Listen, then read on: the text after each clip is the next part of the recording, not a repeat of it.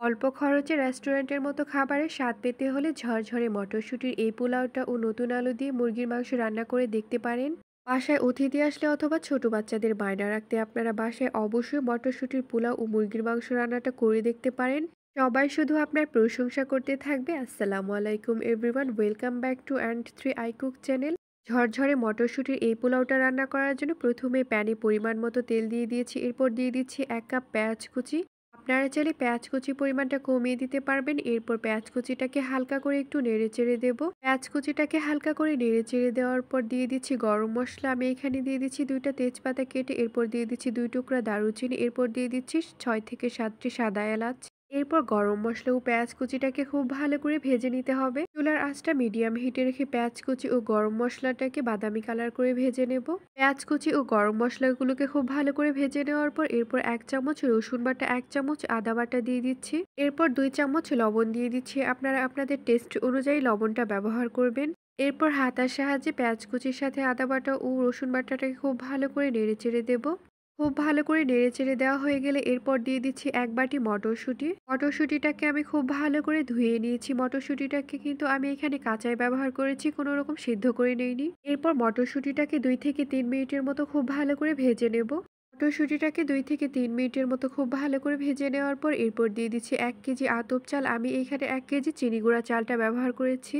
আপনারা চাইলে আপনাদের পছন্দ মতো আতপ চালটা ব্যবহার করতে পারবেন। আতপ চালটাকে আমি খুব ভালো করে ধুয়ে এরপর পানি ঝরিয়ে নিয়েছি। চুলার আঁচটা মিডিয়াম হিটে রেখে আতপ চালটাকে ৫ থেকে ৬ মিনিটের মতো খুব ভালো করে ভেজে নেব। মনে রাখবেন আতপ চালটাকে কিন্তু খুব ভালো করে ভেজে নিতে হবে, এতে করে কিন্তু পোলাওটা খুবই ঝরঝরে হবে। পোলাওয়ের চালটাকে যতটা ভালো করে ভেজে নিতে পারবেন ততটাই কিন্তু পোলাওটা ঝরঝরে হবে।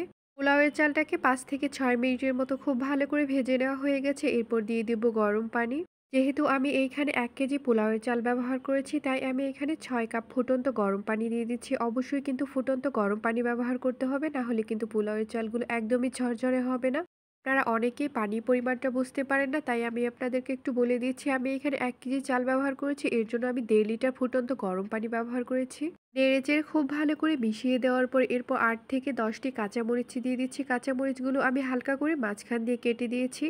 এরপর চুলার আঁচটা লো হিটে রেখে ঢাকনা দিয়ে দেব। চুলার আঁচটা কিন্তু কোনোভাবেই বাড়ানো যাবে না, তাহলে কিন্তু পোলাওয়ের চালগুলো একদমই সিদ্ধ হবে না। তাই অপেক্ষা করতে হবে পোলাওয়ের চালগুলো সিদ্ধ হয়ে যাওয়া পর্যন্ত। পোলাওয়ের চালগুলো খুব ভালো করে সিদ্ধ হয়ে গেছে, এখন ঢাকনাটা খুলে নিচ্ছি। পোলাওয়ের চালগুলো সিদ্ধ হতে আমার ১০ থেকে ১৫ মিনিটের মতো সময় লেগেছে, আপনাদের হয়তোবা কম বেশি লাগতে পারে।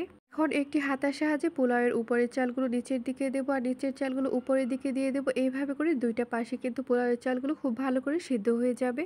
পোলাওয়ের উপরের চালটা নিচের দিকে আর নিচের চালটা উপরে দেওয়ার পর এরপর ঢাকনা দিয়ে দেবো। ঢাকনা দিয়ে চুলাটা অফ করে দিয়ে পোলাওটা দমে রেখে দেব। এখন এই পোলাওটাকে ১ ঘন্টার জন্য দমে রেখে দেবো। এতে করে পোলাওটা কিন্তু পুরোপুরিভাবে সিদ্ধ হয়ে যাবে আর ঝরঝরে একটা পোলাও হয়ে যাবে। পোলাওটাকে ১ ঘন্টা দমে রাখার পর আমি ঢাকনাটা খুলে নিচ্ছি। এখন আমি আপনাদেরকে একটু দেখিয়ে দিচ্ছি পোলাওটা ঠিক কতটা ঝরঝরে হয়েছে। আপনারা দেখেই বুঝতে পারছেন পোলাওটা ঠিক কতটা ঝরঝরে হয়েছিল। আপনারা একবার হলেও ট্রাই করে দেখতে পারেন মটরশুঁটির এই পোলাওটা। বারবার তৈরি করতে চাইবেন এই পোলাওটা। বাসায় যদি কোনো অতিথি আসে তাহলে আপনারা এইভাবে ঝরঝরে মটরশুঁটির পোলাওটা রান্না করে দিতে পারবেন, অথবা বাচ্চারা যদি বাসায় বায়না ধরে তাহলেও কিন্তু এই মটরশুঁটির পোলাওটা রান্না করে দিতে পারবেন। এরপর আমি আপনাদের সাথে শেয়ার করব নতুন আলু দিয়ে মুরগির মাংস রান্নাটা। মুরগির মাংস রান্না করার জন্য চুলায় একটি প্যান বসিয়ে দিয়েছি। প্যানে পরিমাণ মতো তেল দিয়ে দিয়েছি। এরপর আলুটাকে খুব ভালো করে ধুয়ে এরপর কেটে নিয়েছি। আপনারা যদি মুরগির মাংসে আলুটা না দিতে চান তাহলে কিন্তু বাদ দিতে পারেন। এরপর আলুটাকে হালকা করে ভেজে নেব। আলুটাকে হালকা করে ভেজে নিলে মুরগির মাংসের কালারটাও খুব সুন্দর আসবে আর খেতেও খুবই ভালো লাগবে। আলুটাকে হালকা করে ভেজে নেওয়ার পর একটি বোলের মধ্যে তুলে নিচ্ছি। সবগুলো আলু বোলের মধ্যে তুলে নেওয়া হয়ে গেছে। এরপর এই তেলের মধ্যেই দিয়ে দিচ্ছি মুরগির মাংস। মুরগির মাংসটাকে খুব ভালো করে কেটে এরপর ধুয়ে নিয়েছি।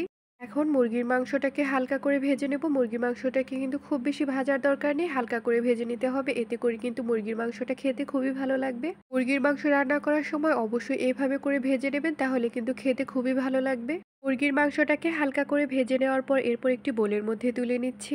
মুরগির মাংসগুলোকে বোলের মধ্যে তুলে নেওয়া হয়ে গেছে। এরপর এই তেলের মধ্যে ১ কাপ পেঁয়াজ কুচি দিয়ে দিচ্ছি। পেঁয়াজ কুচিটাকে হালকা করে নেড়েচেড়ে এরপর গরম মসলা দিয়ে দেব। ২টা তেজপাতা মাঝখান দিয়ে কেটে দিয়ে দিচ্ছি। এরপর ২ থেকে ৩ টুকরা দারুচিনি, ৪ থেকে ৫টি এলাচি দিয়ে দিচ্ছি। এরপর এই গরম মসলার পেঁয়াজ কুচিটাকে হালকা করে ভেজে নেব। পেঁয়াজ কুচি ও গরম মসলাগুলোকে হালকা বাদামি কালার করে ভেজে নেওয়া হয়ে গেছে। এরপর ২ চামচ রসুন বাটা দিয়ে দিচ্ছি, ১ চামচ আদা বাটা দিয়ে দিচ্ছি। এরপর পেঁয়াজ কুচির সাথে আদা বাটা ও রসুন বাটাটাকে হালকা করে নেড়েচেড়ে দেব। হালকা করে নেড়েচেড়ে দেওয়ার পর এরপর দিয়ে দিচ্ছি ১ চামচ হলুদের গুঁড়া, ২ চামচ মরিচের গুঁড়া, ১ চামচ ধনিয়ার গুঁড়া, ১ চামচ জিরার গুঁড়া দিয়ে দিচ্ছি। এরপর দিয়ে দিচ্ছি ২ চামচ লবণ। আপনারা আপনাদের টেস্ট অনুযায়ী লবণটা ব্যবহার করবেন। এরপর মসলাগুলোকে খুব ভালো করে নেড়েচেড়ে মিশিয়ে নেব। নেড়েচেড়ে মিশিয়ে নেওয়ার পর এরপর দিয়ে দিচ্ছি পানি। পানি দিয়ে মসলাগুলোকে খুব ভালো করে কষিয়ে নিতে হবে। পানি দিয়ে দেওয়ার পর নেড়েচেড়ে দেব। নেড়েচেড়ে দেওয়ার পর এরপর দিয়ে দিচ্ছি কাঁচামরিচ। আমি এখানে ৭ থেকে ৮টি কাঁচামরিচ ব্যবহার করেছি। আপনারা যতটা ঝাল খাবেন ঠিক ততটাই কাঁচামরিচ ব্যবহার করবেন। এরপর ২ থেকে ৩ মিনিটের মতো মসলাগুলোকে খুব ভালো করে কষিয়ে নেব। মসলাগুলোকে খুব ভালো করে কষিয়ে নেওয়ার পর এরপর ঢাকনা খুলে মুরগির মাংস দিয়ে দিচ্ছি। মুরগির মাংস দিয়ে দেওয়ার পর এরপর ভেজে রাখা আলুগুলো দিয়ে দিচ্ছি। আলুগুলো দিয়ে দেওয়ার পর মসলাগুলোর সাথে খুব ভালো করে নেড়েচেড়ে মিশিয়ে নেব।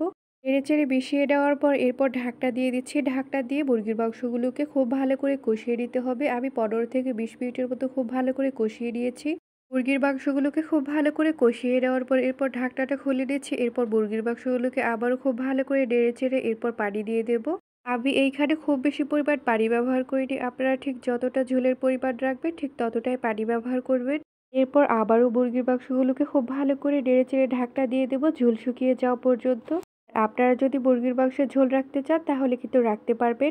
মুরগির মাংসের ঝোলটা কিন্তু অনেকটা পরিমাণে শুকিয়ে এসেছে। এখন আমি মুরগির মাংসটা নামিয়ে নেব চুলা থেকে। চুলা থেকে মুরগির মাংসটাকে নামিয়ে নেওয়ার পর ঝোলটা কিন্তু অনেকটা পরিমাণে কমে আসবে। এরপর মুরগির মাংসটাকে আমি একটি বোলের মধ্যে নিয়ে নিচ্ছি। দেখতেই পাচ্ছেন মুরগির মাংসটা ঠিক কতটা লোভনীয় লাগছে। আপনারা একবার হলেও বাসায় এভাবে করে মুরগির মাংসটা ট্রাই করে দেখতে পারেন। স্বাদ ভুলতে পারবেন না, এতটাই লোভনীয় মুরগির মাংস রান্নাটা। আর হ্যাঁ, যদি আমার এই মটরশুঁটির পোলাও ও মুরগির মাংসের রান্নাটা ভালো লাগে তাহলে অবশ্যই লাইক, কমেন্ট এবং শেয়ার করবেন। ইউটিউব থেকে দেখে থাকলে সাবস্ক্রাইব করবেন আর ফেসবুক পেজ থেকে দেখে থাকলে ফলো করবেন। আর আমার এই ভিডিওটি দেখার জন্য আপনাদের সবাইকে অনেক অনেক ধন্যবাদ। আল্লাহ হাফেজ।